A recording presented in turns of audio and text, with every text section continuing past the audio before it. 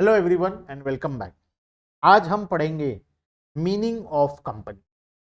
हम fundamental of corporate tax planning पढ़ रहे हैं, जिसमें वर्ड आया कॉर्पोरेट। टैक्स प्लानिंग क्या होता है वो हम ऑलरेडी देख चुके हैं पहले भी, कि टैक्स प्लानिंग क्या होता है, अवॉइडेंस मैनेजमेंट, ये सब क्या होता है हम ऑलरेडी पढ़ चुके हैं। अब कॉर्पोरेट वर्ड का मतलब क्या है, meaning of fundamentals of corporate tax planning. What is a corporate? Corporate का मतलब होता है company. And now what is a company? आओ शुरू करते हैं। कंपनी क्या होता है? देखो, as per income tax act बहुत प्रकार के लोग होते हैं। जैसे इंडिविजुअल होता है, मैं, तुम, बाकी लोग जैसे हैं, we are all individual. HUF होता है, हिंदू अनडिवाइडेड फैमिली। जो फैमिली बिजनेस होता है जनरली हिंदू परिवार में, HUF का काम होता है, हिंदू अनडिवाइडेड फैमिली। ठीक है, HUF। उसके बाद आता है कंपनीज, पार्टनरशिप फर्म्स। तुम और तुम्हारे दोस्त मिलकर कोई बिजनेस तो तुम क्रिएट करोगे पार्टनरशिप फर्म। अपना रिटर्न तो फाइल करोगे ही पर्सनली, लेकिन वो जो मिलकर जो बिजनेस कर रहे हो उस बिजनेस के रिटर्न्स को भी तुम्हें फाइल करना पड़ेगा, टैक्स देना पड़ेगा, और उसके लिए आएगा तुम्हारा पार्टनरशिप फर्म। इस तरीके से एक कंपनी भी होता है। कंपनी में क्या होता है, हम प्राइवेट लिमिटेड या पब्लिक लिमिटेड कंपनी क्रिएट करते हैं जिसके बहुत सारे शेयर्स होते हैं, और हम मालिक को शेयर्स दे देते हैं। मतलब जिसके पास शेयर होगा वो कंपनी का मालिक। अगर मेरे पास 10% शेयर है तो मैं कंपनी का 10% का मालिक हूं। अगर मेरे पास 20% शेयर है तो मैं कंपनी का 20% का मालिक हूं। इस तरीके से जिस इंसान के पास जिस कंपनी का जितना प्रतिशत शेयर होगा वो उस कंपनी का उतने परसेंटेज का मालिक होगा। अब हमें हमारे टॉपिक के अकॉर्डिंग पढ़ना है कि कंपनीज क्या होते हैं और इसका हम टैक्सेशन कैसा करेंगे। इस पे क्या अलग से कोई टैक्स लगता है, या हमारे ऊपर, जैसे मैं अगर पैसे अर्न करूं तो मेरे ऊपर जितना टैक्स लगता है वैसे ही बाकी कंपनीज के ऊपर भी वैसा लगेगा, या इंडिविजुअल कॉर्पोरेट का अलग अलग होगा, पार्टनरशिप फर्म का अलग होगा, कंपनी का अलग होगा। और आजकल बच्चे शार्क टैंक वगैरह देखकर जान ही गए हैं कि कंपनीज में शेयर्स का वैल्यूएशन और ये सब को सारा चीज समझ ही गए हो, तो उसमें कोई दिक्कत वाली बात है। तो आओ शुरू करते हैं, कंपनी होता क्या है। सबसे पहला, according to section 217, companies means an Indian company, हम इंडियन कंपनी, और एनी बॉडी कॉर्पोरेट, एनी और बॉडी के बीच में गैप होगा, ठीक है, स्पेस आएगा, यहां पर टाइपिंग मिस्टेक है, ठीक कर लेना। एनी और बॉडी के बीच में स्पेस आएगा। Any body corporate incorporated by or under the law of country outside India, कोई इंडिया के बाहर क्रिएट किया गया किसी लॉ के according body corporate, body corporate मतलब company. Any institution, association or body which is or was assessable or was assessed as a company for any assessment year on or before 1/4/1970।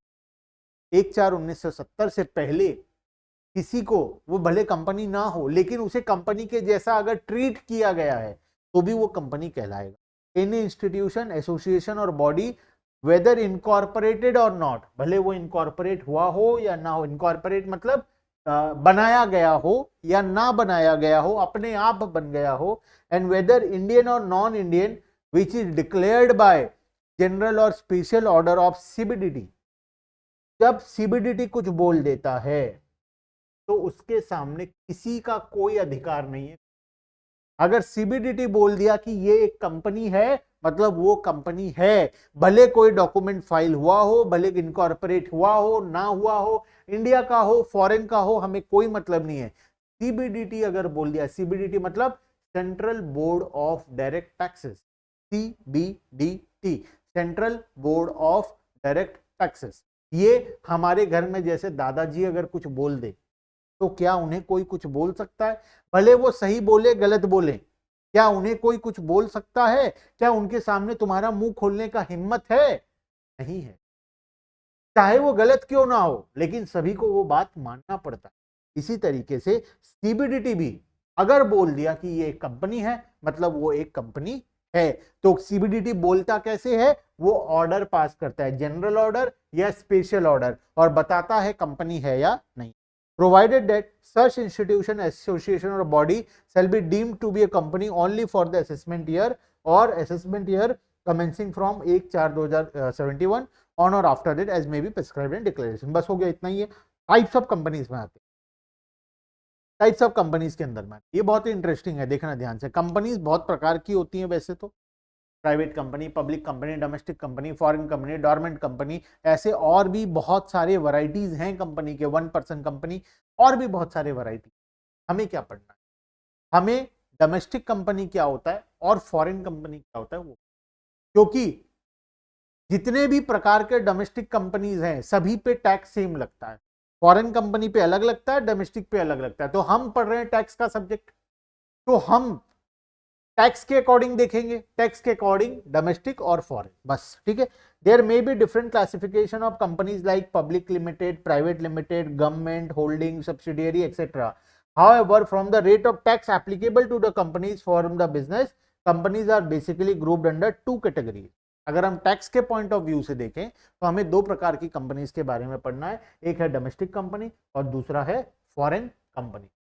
तुम companies law पढ़े होगे, company law पढ़े होगे, semester 1-2 में है generally किसी किसी के। कंपनी लॉ के अंदर में तुम डिटेल में पढ़े होगे कितने प्रकार के कंपनीज होते हैं, क्या होते हैं, कैसे होते हैं, सब कुछ पढ़े हो। होते तो बहुत प्रकार के हैं, मैं तुम्हें दो वैरायटी डोमेस्टिक और फॉरेन बता रहा हूं, इसका मतलब ये नहीं कि सिर्फ ये दो हैं, हमारे कॉर्पोरेट टैक्स के सिलेबस में ये दो हैं, क्योंकि अकॉर्डिंग टू टैक्स दो प्रकार के कंपनीज होते हैं, domestic company and foreign company. वैसे देखोगे तो more than 10 types of companies exist करते।